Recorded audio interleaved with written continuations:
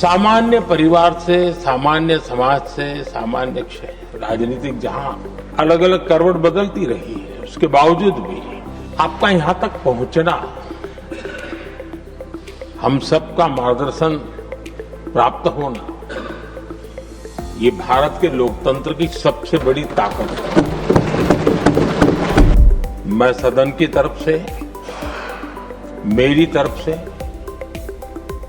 आपको बहुत बहुत बधाई देता हूं, आपका अभिनंदन करता हूं और आपको शुभकामनाएं देता हूं कि सभी इस सदन में बैठे हुए माननीय सदस्य ये उच्च सदन की गरिमा को संभालते हुए आपकी गरिमा की भी सदा सर्वदा चिंता करेंगे, मर्यादा रखेंगे, ये मैं आपको विश्वास दिलाता हूं।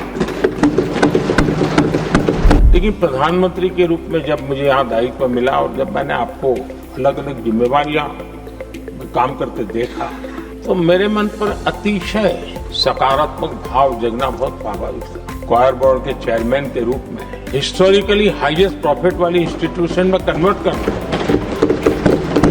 लोकतंत्र पर आए हुए संकट के सामने मुकाबला करने का रास्ता चुना और आपने आपातकाल में एक लोकतंत्र के सिपाही की तरह जिस प्रकार से लड़ाई लड़ी,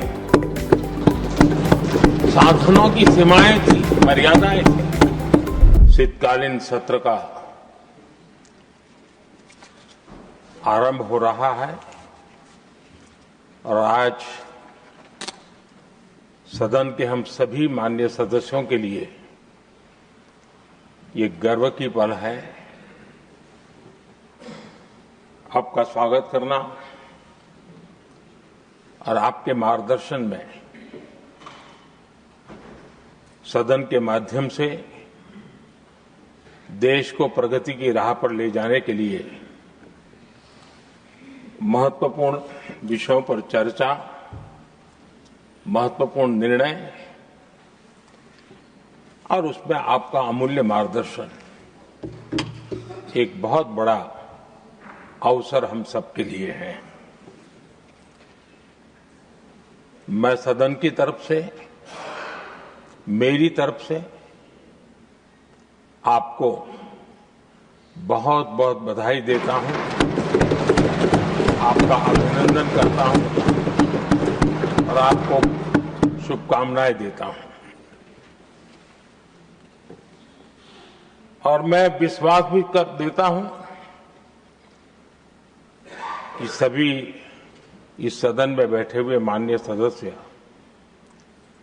ये उच्च सदन की गरिमा को संभालते हुए आपकी गरिमा की भी सदा सर्वदा चिंता करेंगे, मर्यादा रखेंगे, ये मैं आपको विश्वास दिलाता हूं।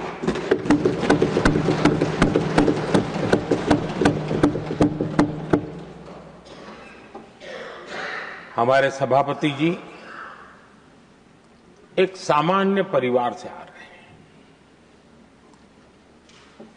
किसान परिवार से निकले हैं और पूरा जीवन समाज सेवा के लिए समर्पित किया है। समाज सेवा ये उनकी निरंतरता रही है। राजनीतिक क्षेत्र उसका एक पहलू रहा है, लेकिन मुख्य धारा समाज सेवा की रही है।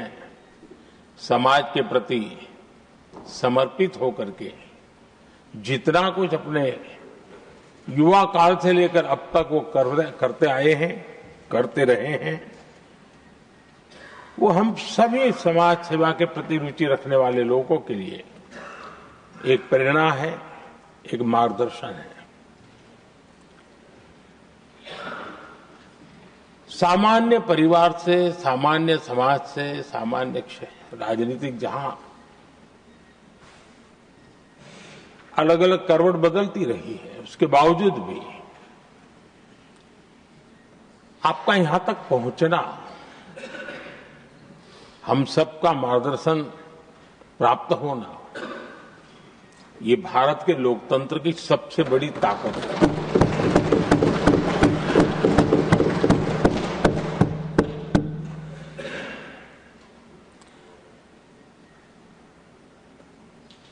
ये मेरा सद्भाग्य रहा है कि मैं आपको लंबे अरसे से परिचित रहा हूं।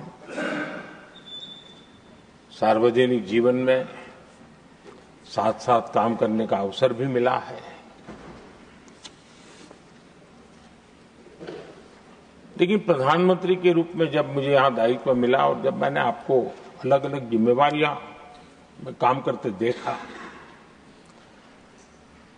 तो मेरे मन पर अतिशय सकारात्मक भाव जगना बहुत स्वाभाविक था। क्वायर बोर्ड के चेयरमैन के रूप में हिस्टोरिकली हाईएस्ट प्रॉफिट वाली इंस्टीट्यूशन में कन्वर्ट करना, यानी आपका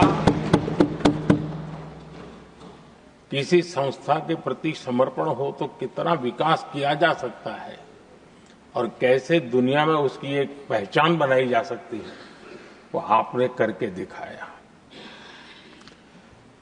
आपको भारत के कई क्षेत्रों बहुत कम लोगों को ऐसा अवसर मिलता है।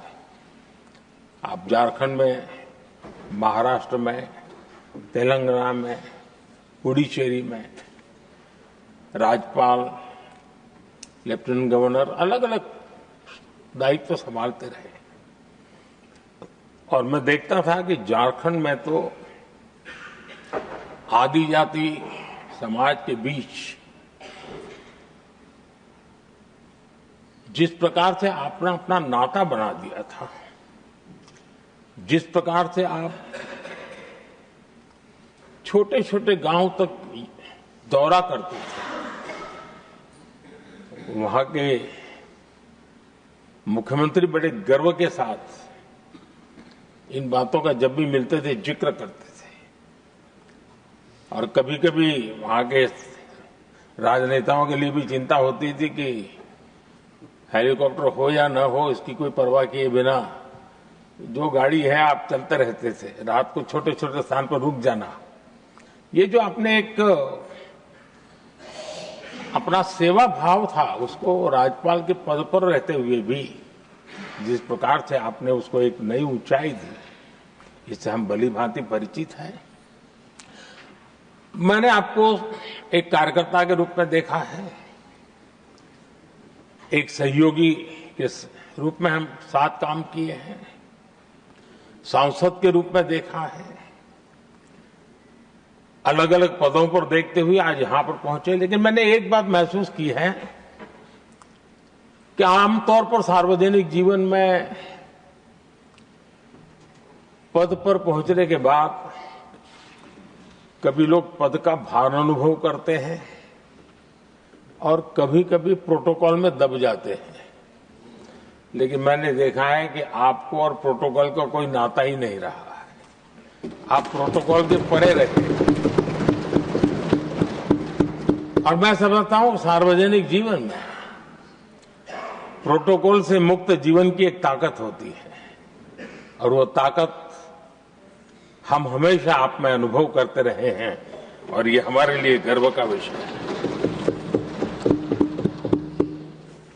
आदरणीय सभापति जी, आपके व्यक्तित्व में सेवा, समर्पण, संयम, इन सभी बातों से हम भली भांति परिचित हैं। वैसे आपका जन्म तो डॉलर सिटी में हुआ और उसकी एक अपनी पहचान है, लेकिन उसके बावजूद भी आपने अपनी सेवा का क्षेत्र अंत्योदय को चुना। आपने हमेशा एक डॉलर सिटी के भी उस तबके की चिंता की जो दबे, कुचले और कुछ वंचित परिवार थे, उनकी चिंता की। आदरणीय सभापति जी,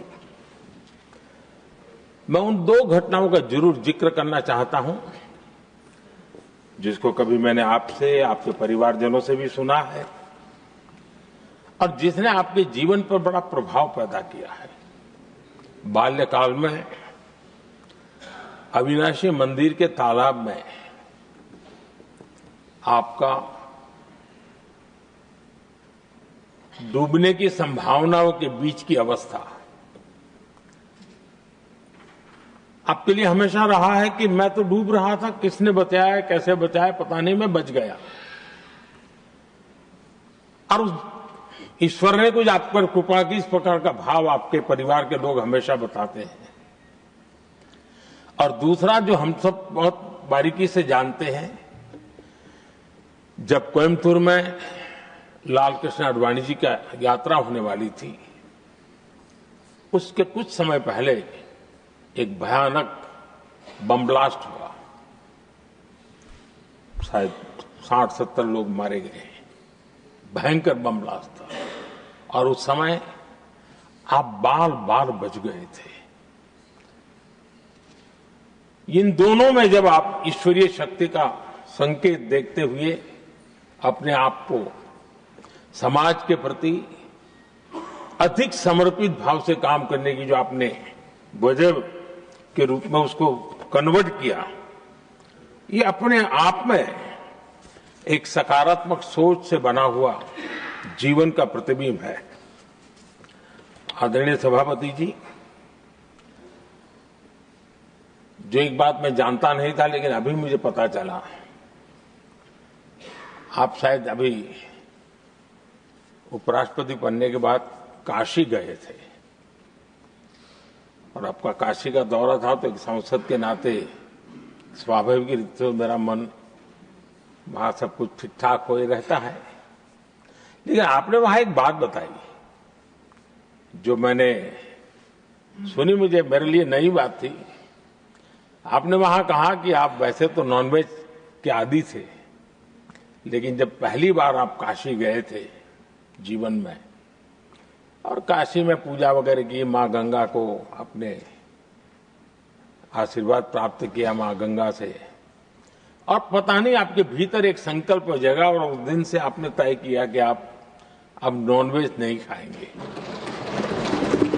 अब ये कोई न कोई सात्विक भाव, कोई नॉनवेज खाने वाले बुरे हैं ऐसा मैं नहीं कह रहा हूं, लेकिन आपके मन में काशी की धरती पर विचार आया, तो एक सांसद के नाते मेरे लिए भी एक स्मरण रखने वाली एक घटना के रूप में मैं उसको हमेशा याद रखूंगा। भीतर कोई न कोई आध्यात्मिक भाव जो इस प्रकार की दिशा में ले जाने की प्रेरणा देता है। आदरणीय सभापति जी, छात्र जीवन से आपकी नेतृत्व सामर्थ्य रहा है। आज राष्ट्रीय नेतृत्व की दिशा में आप हम सब का मार्गदर्शन करने के लिए यहां विराजमान है, यह हम सब के लिए गर्व का विषय है। आदरणीय सभापति जी, आप लोकतंत्र के रक्षक के रूप में अपनी जवानी में, युवा अवस्था में, जब किसी को भी सरल मार्ग से जाने का मन कर जाता है, आपने वो रास्ता नहीं चुना, आपने संघर्ष का रास्ता चुना। लोकतंत्र पर आए हुए संकट के सामने मुकाबला करने का रास्ता चुना और आपने आपातकाल में एक लोकतंत्र के सिपाही की तरह जिस प्रकार से लड़ाई लड़ी, साधनों की सीमाएं थी, मर्यादाएं थी, लेकिन जज्बा कुछ और ही था। और वह उस क्षेत्र के सभी, उस सब पीढ़ी के नौजवान आज भी इमरजेंसी के खिलाफ की आपकी जो लड़ाई थी, लोकतंत्र के लिए आपका संघर्ष था, उसमें आपने जन जागृति के जो विविध कार्यक्रमों को अपनाया था, लोगों को जिस प्रकार से आप प्रेरित करते थे, वे हमेशा हमेशा के लिए लोकतंत्र प्रेमियों के लिए एक प्रेरणा देने वाली घटना रही। आप एक अच्छे संगठक रहे हैं, मैं भली भांति जानता हूं। आपने संगठन में जो भी दायित्व संभालने का अवसर आया, आपने उस जिम्मेवारी को चार चांद लगा दिए, अपने परिश्रम से लगा दिए। आपने हमेशा सबको जोड़ने का प्रयास किया, नए विचारों को स्वीकार करने का प्रयास किया, नई पीढ़ी को अवसर देने का प्रयास किया। ये हमेशा संगठन में आपके कार्य की विशारद रही। कोयम्बतूर की जनता ने आपको सांसद के रूप में यहां सेवा करने के लिए भेजा और तब भी आपने सदन में रहते हुए हमेशा उस क्षेत्र के विकास के लिए अपनी बातों को बड़ी प्रमुखता से लोगों के सामने रखा, सदन के सामने रखा। ये आपका लंबा अनुभव